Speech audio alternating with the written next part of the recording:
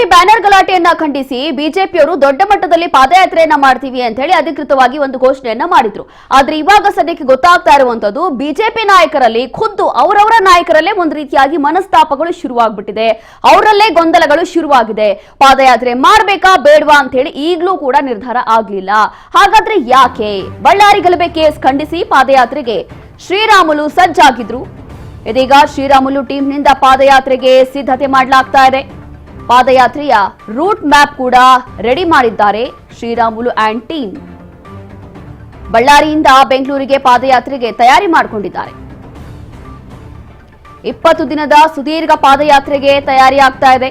ಹೋರಾಟದ ರೂಪುರೇಷೆ ಬಗ್ಗೆ ಹೈಕಮಾಂಡ್ಗೆ ತಿಳಿಸಿದ್ದಾರೆ. ಈಗಾಗಲೇ ಶ್ರೀರಾಮುಲು ಅವರು ಬಿಜೆಪಿ ಹೈಕಮಾಂಡ್ ಹತ್ರ ಪಾದಯಾತ್ರೆ ವಿಚಾರಕ್ಕೆ ಸಂಬಂಧಪಟ್ಟಂತೆ ಎಲ್ಲಾ ಮಾಹಿತಿಯನ್ನ ಕೊಟ್ಟಿದ್ದಾರೆ. ಹೈಕಮಾಂಡ್ನಿಂದ ಗ್ರೀನ್ ಸಿಗ್ನಲ್ ಸಿಗಬೇಕು ಅಷ್ಟೇ. ಇದಕ್ಕೋಸ್ಕರ ಶ್ರೀರಾಮುಲು ಕಾದು ಕೂತಿದ್ದಾರೆ.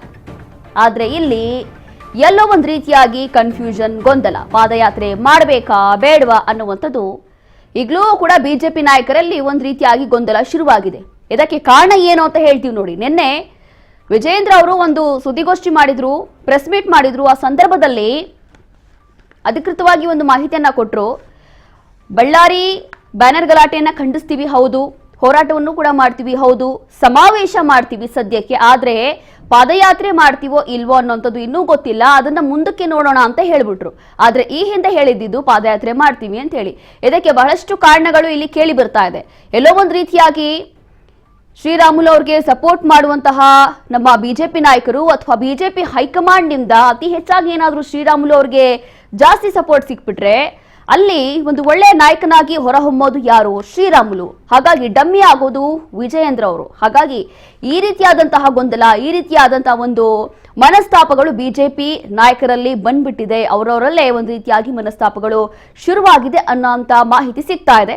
ಹಾಗಾಗಿ ಸದ್ಯಕ್ಕೆ ಒಂದು ರೀತಿಯಾಗಿ ಶ್ರೀರಾಮುಲು ಈಗಾಗಲೇ ತಯಾರಿ ಮಾಡ್ಕೊಂಡಿದ್ದಾರೆ. 20 ದಿನ ಪಾದಯಾತ್ರೆ ಮಾಡಬೇಕು ಅಂತ ಹೇಳಿ ಅವ್ರ ಕಡೆಯಿಂದ ಏನೆಲ್ಲ ಸಿದ್ಧತೆಗಳು ಬೇಕು ಎಲ್ಲ ಮಾಡ್ಕೊಂಡಿದ್ದಾರೆ. ಆದ್ರೆ BY ವಿಜಯೇಂದ್ರ ಅವರು, ಆರ್ ಅಶೋಕ್ ಅವರು ಕೂಡ ಹೇಳಿದ್ರು ಸುದ್ದಿಗೋಷ್ಠಿ ಮಾಡುವ ಮೂಲಕ ಪಾದಯಾತ್ರೆ ಮಾಡ್ತೀವಿ ಅಂತ. ಆದ್ರೆ ಇವಾಗ ಗೊತ್ತಾಗ್ತಾ ಇರುವಂತದ್ದು ಇಲ್ಲ, ಪಾದಯಾತ್ರೆ ಮುಂದಕ್ಕೆ ನೋಡೋಣ, ಸದ್ಯಕ್ಕೆ ಸಮಾವೇಶ ಮಾಡ್ತೀವಿ ಅಂತ ಹೇಳ್ತಿದ್ದಾರೆ. ಹಾಗಾಗಿ ಒಂದ್ ರೀತಿಯಾಗಿ ಈ ಒಂದು ಪಾದಯಾತ್ರೆ ಮಾಡಿದ್ರೆ ಎಲ್ಲವೂ ಕೂಡ ಈ ಒಂದು ಪಾದಯಾತ್ರೆ ಉಸ್ತುವಾರಿಯನ್ನ ವಹಿಸೋದು ಶ್ರೀರಾಮುಲು ಅವರು. ಇಲ್ಲಿ ಡಮ್ಮಿ ಆಗುವಂತದ್ದು ಆರ್ ಅಶೋಕ್ ಇರ್ಬೋದು, BY ವಿಜಯೇಂದ್ರ ಅವರು ಇರ್ಬೋದು. ಹಾಗಾಗಿ ಒಂದ್ ರೀತಿಯಾಗಿ ಸದ್ಯಕ್ಕೆ ಮಾಡೋದು ಬೇಡ, ಇಲ್ಲೆಲ್ಲಾದ್ರೂ ನೆಗೆಟಿವ್ ಆಗಿ ಇಂಪ್ಯಾಕ್ಟ್ ಆಗಬಹುದಾ, ನಮ್ಮ ನಾಯಕರಿಂದಲೇ ನಮ್ಗೇನಾದ್ರೂ ಹೊಡೆತ ಬೀಳಬಹುದಾ ಅನ್ನುವಂಥ ಪ್ರಶ್ನೆ ಇಲ್ಲಿ ಮೂಡ್ತಾ ಇದೆ. ಹಾಗಾಗಿ ಸದ್ಯಕ್ಕೆ ಈ ಒಂದು ಪಾದಯಾತ್ರೆ ನಡೆಯುತ್ತೋ ಇಲ್ಲೋ ಗೊತ್ತಿಲ್ಲ. ಬಟ್ ಬಿಜೆಪಿ ಹೈಕಮಾಂಡ್ ನಿಂದ ಒಂದು ಗ್ರೀನ್ ಸಿಗ್ನಲ್ ಸಿಗಬೇಕು ಅಂತ ಹೇಳಿ ಶ್ರೀರಾಮುಲು ರೆಡಿಯಾಗಿ ನಿಂತಿದ್ದಾರೆ. ಇದೇ ವಿಚಾರಕ್ಕೆ ಸಂಬಂಧಪಟ್ಟಂತೆ BY ವಿಜಯೇಂದ್ರ ರಿಯಾಕ್ಟ್ ಮಾಡಿದ್ದಾರೆ. ಏನ್ ಹೇಳಿದ್ದಾರೆ ಬನ್ನಿ ನೋಡೋಣ. ಜನಾರ್ದನ್ ರೆಡ್ಡಿ ಶ್ರೀರಾಮುಲು ಅಷ್ಟೇ ಅಲ್ಲ, ರಾಜ್ಯದ ಪ್ರಮುಖರು ಕೂಡ ಚರ್ಚೆ ಮಾಡಿದಂಥ ಸಂದರ್ಭದಲ್ಲಿ ನಾವೆಲ್ಲರೂ ಕೂಡ ಪಾದಯಾತ್ರೆ ಮಾಡೋದು ಒಳ್ಳೇದು ಅನ್ನೋದು ಎಲ್ಲರೂ ಬಹುತೇಕ ಎಲ್ಲರದ್ದು ಅದೇ ಅಭಿಪ್ರಾಯ ಇದೆ. ಆದರೂ ಕೂಡ ವರಿಷ್ಠರ ಜೊತೆ ಚರ್ಚೆ ಮಾಡಿ ತೀರ್ಮಾನವನ್ನು ತೆಗೆದುಕೊಳ್ಬೇಕು. ನಾನು ಈಗಾಗಲೇ ನಮ್ಮ ಪಕ್ಷದ ಹಿರಿಯರಿಗೆ ವರಿಷ್ಠರಿಗೆ ದೆಹಲಿನ ಮಾತನಾಡಿದ್ದೇನೆ. ಇವತ್ತು ನಾಳೆ ಒಳಗೆ ಅದ್ರ ಬಗ್ಗೆ ಸಂದೇಶ ಮಾಹಿತಿ ಬರ್ತದೆ.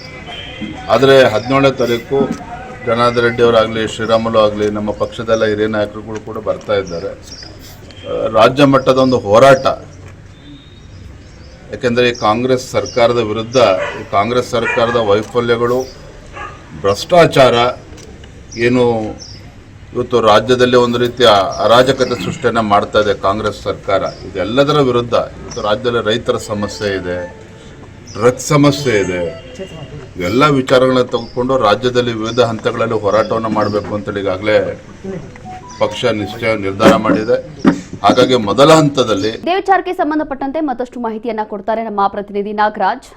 ನೋಡ್ತಾ ಇದೀವಿ ಸದ್ಯಕ್ಕೆ ಬಿಜೆಪಿಯಲ್ಲಿ ಏನೆಲ್ಲ ಬೆಳವಣಿಗೆಗಳು ಆಗ್ತಾ ಇದೆ ಅಂತ ಹೇಳಿ.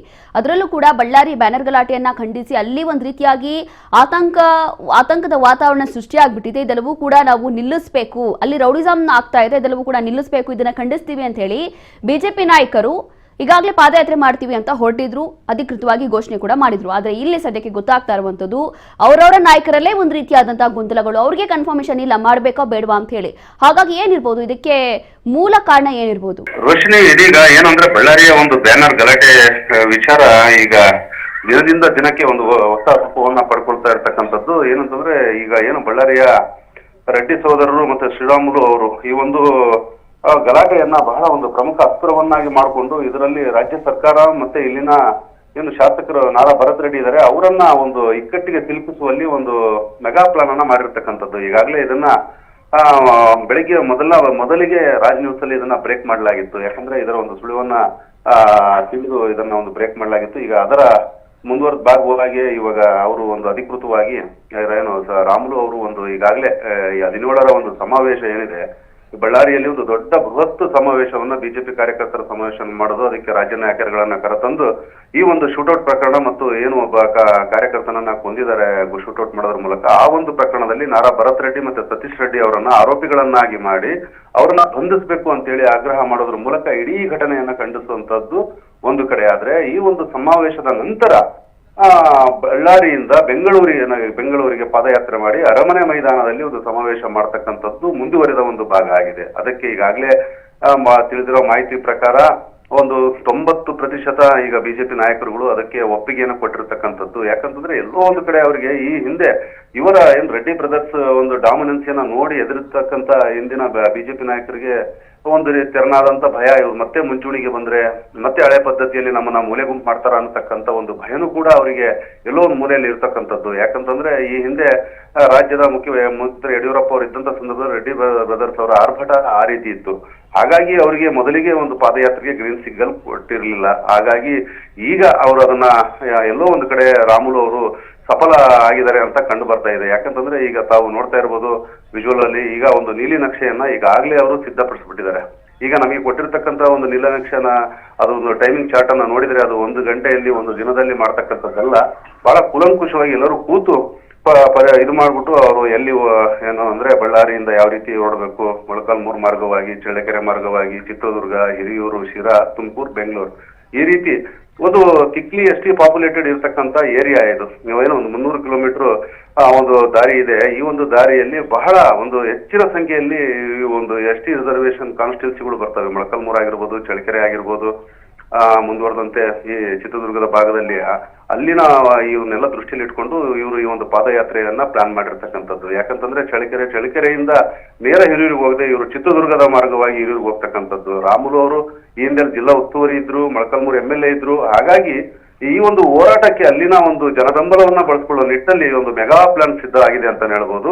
ಈ ಒಂದು ಪಾದಯಾತ್ರೆಯನ್ನ ಮಾಡೋದ್ರ ಮೂಲಕ ನಾರಾ ಭರತ್ ರೆಡ್ಡಿಯನ್ನ ಬಂಧಿಸಲಿಕ್ಕೆ ಒತ್ತಡವನ್ನ ಏರಿ ಒಂದೇ ಕಲ್ಲಿಗೆ 2 ಹಕ್ಕಿ ಇವರು ಸರ್ಕಾರವನ್ನು ಇಕ್ಕಟ್ಟು ಸಿಲುಕ್ತಕ್ಕಂಥದ್ದು ಮತ್ತೆ ಏನು ತಮ್ಮ ಸ್ನೇಹಿತ ಜನಾರ್ದನ್ ರೆಡ್ಡಿಯ ಮೇಲೆ ಹಲ್ಲೆ ಮತ್ತೆ ಪ್ರಯತ್ನ ಮಾಡ್ಲಿಕ್ಕೆ ಬಂದಿದ್ರು ಅವರನ್ನು ಮತ್ತೆ ಮೊದಲ ಬಾರಿಗೆ ಬಳ್ಳಾರಿ ಇತಿಹಾಸದಲ್ಲಿ ಶ್ರೀರಾಮುಲು ಅವರ ಮನೆ ಮುಂದೆ ಬಂದು ಅವರನ್ನ ಎಳೆದಾಡೋ ಮಟ್ಟಕ್ಕೂ ಕೂಡ ಒಂದು ಗಲಾಟೆ ಏನಾಗಿತ್ತು. ಅದರ ಒಂದು ಸೇಡನ್ನ ತೀರಿಸಿಕೊಳ್ಳಿಕ್ಕೂ ಕೂಡ ಇಲ್ಲಿ ಶ್ರೀರಾಮುಲು ರೆಡ್ಡಿ ಟೀಮ್ ರೆಡಿ ಆಗಿದೆ ಅಂತಾನೆ ಹೇಳ್ಬೋದು Roshini. Yes sir, thank you Nagaraj ನಿಮ್ಮೆಲ್ಲ ಮಾಹಿತಿಗಾಗಿ.